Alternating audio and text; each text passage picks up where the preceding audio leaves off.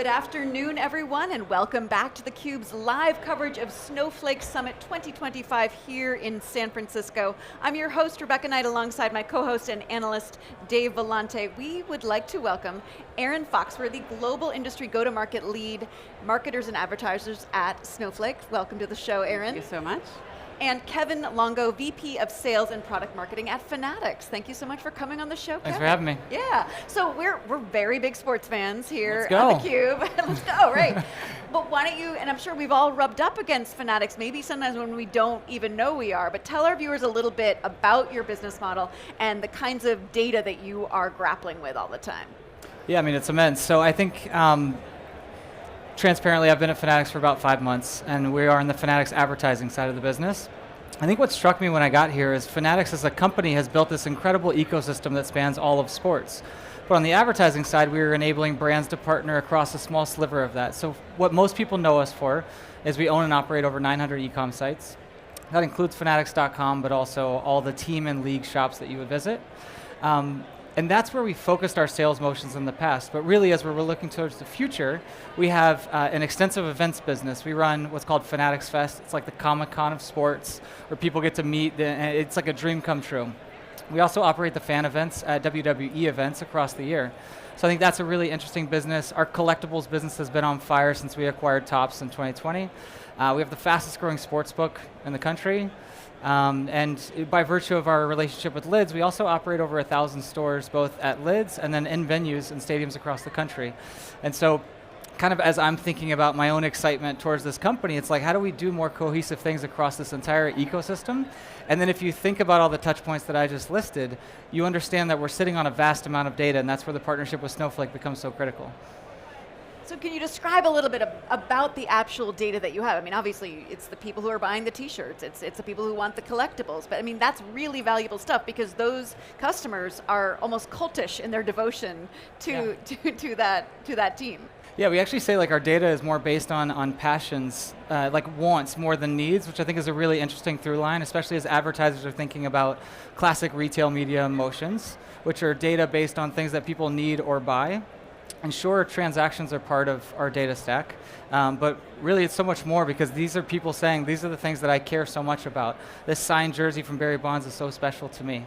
And so I think our data is really unique in that way, in that it's more grounded in passion.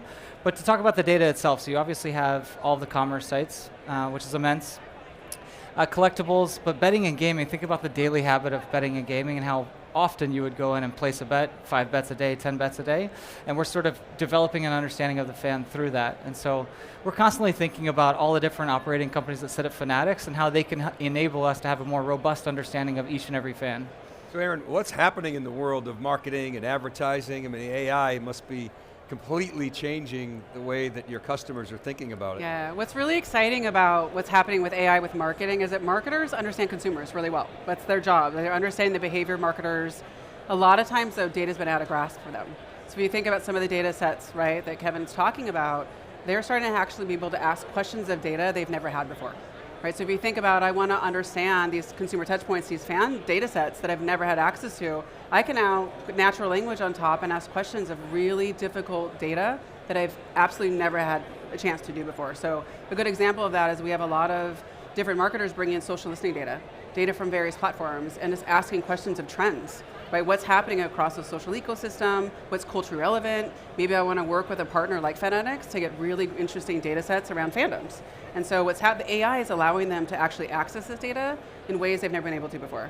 And so I think we're having a lot of marketers sit back and think about what's the data been missing, and how do I be really thoughtful about how I put that in a platform that allows me to access those new data sets. So fundamental to that is having good data. That's right. Good quality data. Are you seeing a number of customers that maybe weren't as focused on the quality of their data before, coming to you saying, help, we got to get our data act together? I mean, I could tell by your reaction, you're seeing a lot. We see it as well. People jump into AI and then say, uh-oh.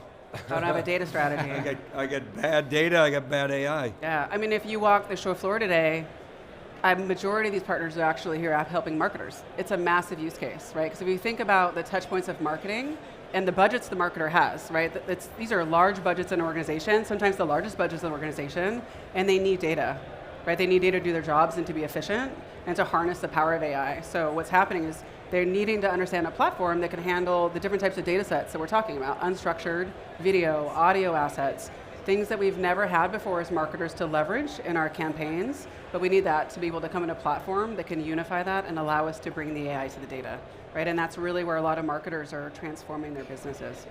So Kevin, I know you're relatively new in the role, but how are you using the partnership with Snowflake to help you get more out of your data in terms of speed and scale, and tell our viewers what's making a meaningful difference for you?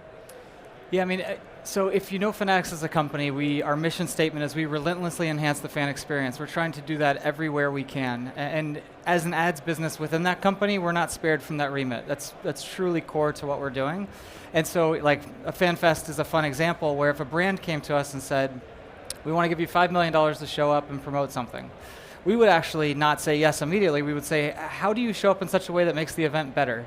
And we're pushing constantly in that direction. So as we think about the data, it's no different. It's like, how can we leverage this immense data to actually enhance the fan experience? And we think we can do that in two main ways. Like the first is obviously relevance. We know a ton about the fan. We can deliver the right message at the right time, and we're very confident in that. I think the second is something new that we're trying to figure out, but again, the fan data is rooted in passion.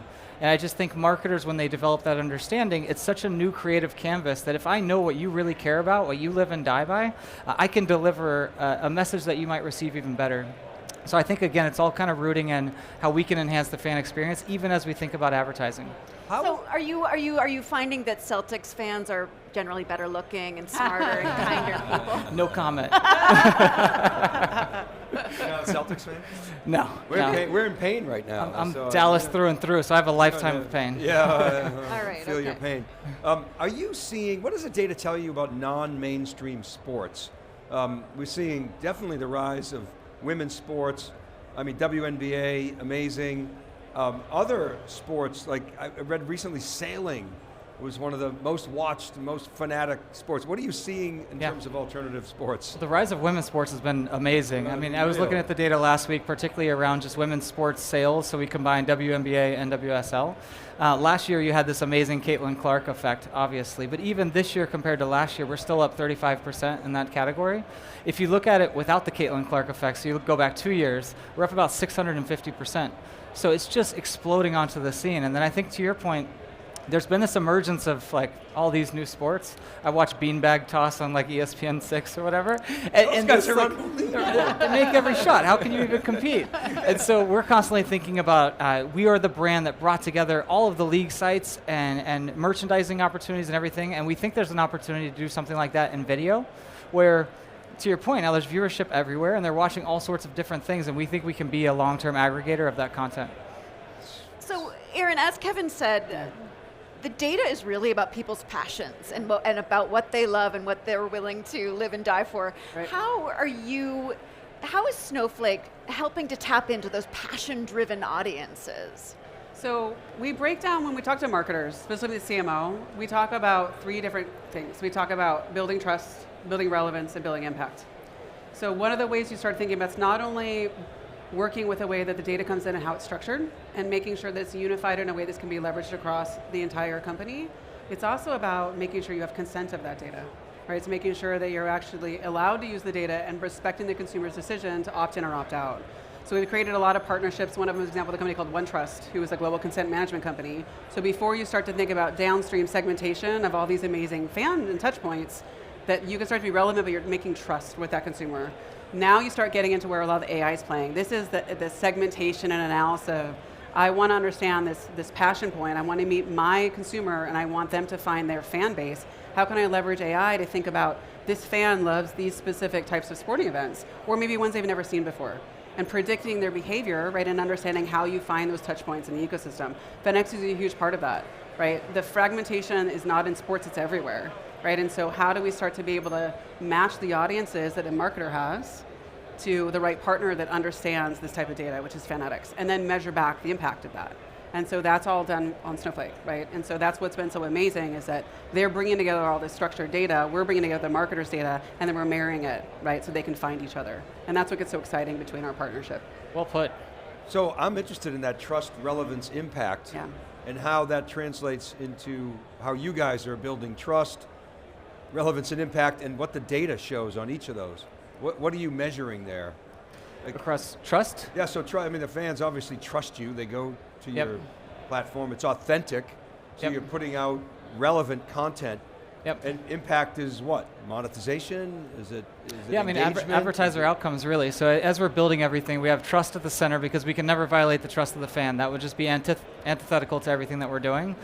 We think we can increase relevance, again, by virtue of our understanding of the consumer. But then impact has been really interesting because I think again, that's going to be advertiser outcome, and that's where we have to partner with Snowflake to ensure that we can drive those outcomes. How do we use our data in such a way that State Farm and Universal Studios and Disney can all independently find the outcome that they're looking for? And that's the impact that we're talking about.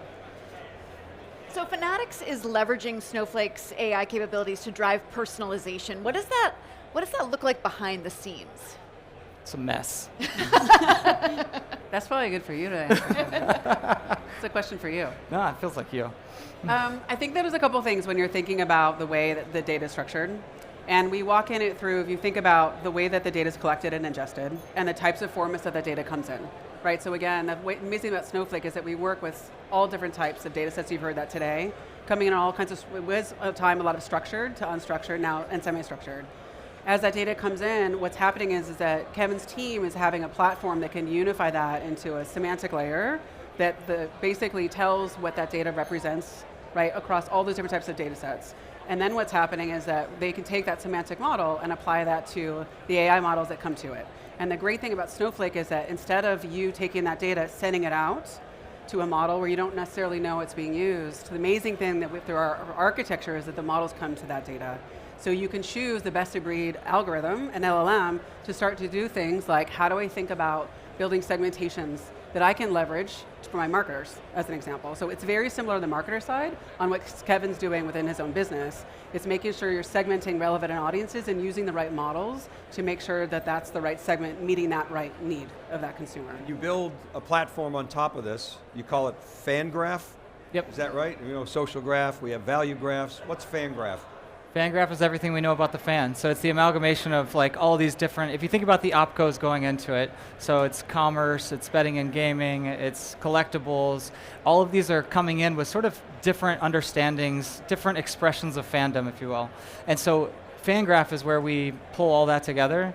I've kind of been, I was talking to somebody about this yesterday, and I was thinking about the first roadshow that Google ever did, and I don't know if you've ever read about that, but they were kind of quirky and they were poking people in the eye, but they landed this idea that I know what people need, and that was all they needed, and they won, and they become the juggernaut that they are.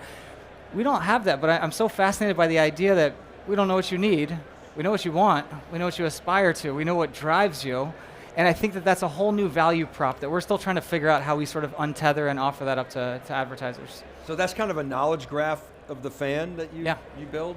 Exactly. And you guys feed it. That's right, and that's where you're going to see what he's talking about is the predictive models. So we know them, how do we not start to think and predict behaviors? Right, so if we know you like this sport, what's the next sport? What's the next fan? Who's the next up and coming fan that you're going to actually be passionate about? And they get to leverage those insights when a brand comes to them, because they're going to know how to match that behavior to the brands. What's the brand's need? Right? You're an insurance provider, you're a movie studio. What's the right type of sports, fan, engagement, platform, channel that you can predict that that's going to drive the most impact for your business? And that's the journey that they've been on, is it's that once you landed the data, now it's all about how do you test and learn and predict, leveraging AI. Because historically, you knew what did the fan do, why did they do it? That's right. But what are they going to do next? That's what you're... That's exactly right. And what do they do that we don't see? I think that's where the partnership becomes really key, because we can see every way that they're touching sports. But I can't see when they buy a Coca-Cola, if they like to go to the movies. There's so many other things, and so we partner with her team and really this ecosystem that they've built on top of Snowflake to create a more holistic understanding of the fan. I can see everything they're doing in sports. I have a really good knowledge of their demographic data, but I don't have those other components, and that's where we partner to build that. That's an important point. So going back to the marketer side, the marketer has those same signals of what they have, right? They know their consumers. They need to send that data securely to Fanatics, so Fanatics can match the same data sets. We do that in a way where they don't actually have to share the underlying data set. So they actually keep security, and they could just match those datas between each other without saying, this is Erin Foxworthy here, and you have Erin Foxworthy. You don't even have to know it's Erin Foxworthy, right? You can match that data without exposing it. And so that's how marketers are starting to collaborate with platforms like Fanatics securely, because they want those signals to be able to understand the consumer and to drive better measurement, but they don't want to expose their consumers, and that goes back to trust. And do you end up being able to draw out higher level insights like Bills fans like Coke and Patriots fans like Pepsi and work from there? It's really fun. We're trying to figure out how granular do you go before you get ridiculous. But yeah, what a Green Bay Packer fan, how do they behave different? What's their restaurant affinity? Beyond just like what are the restaurants that are in Green Bay so they're going to pop, but like what kind of products are they into? And we are finding differentiation between fan groups. And so that's something we're exploring now, especially on the path to Cannes. Our aim when we get there in a couple weeks is to really unveil insights just like that. You really want to understand your consumer? The NBA fan is different than the NFL fan, and you should think about them like this. Because those leagues, they're point in time, right? They go for 4 months, but that fan is year round. And so understanding them better, I think is really critical. And on what platform? Are they on linear, or are they on their mobile devices? Yeah. It's really hard for a marketer to understand even at what point you hit them on what platform. And that's the insights that you guys actually sit on. Very few companies actually have that type of data. Yeah. Interesting. Last decade, there were a lot of attempts to do this with social media data, which it didn't give the complete picture, and the tooling wasn't really good enough. Now that's one major input, obviously, is social data, but you've got so many other inputs to your model that you can munge. That's right. Yeah. And it's all based on, it's mostly based on transactions, and the transaction is the new cookie. As we keep moving towards this cookieless future, we feel really strong about our position going into that. Excellent. Well, a fantastic note to end on. Kevin, Erin, thank you both so much for coming on theCUBE. Really interesting conversation. Yes. Go Thanks Celtics. for having us. Go Celtics. I'm Rebecca Knight for Dave Vellante. Stay tuned for more of theCUBE's live coverage of the Snowflake Summit 2025. You're watching theCUBE, the leader in enterprise tech news and analysis.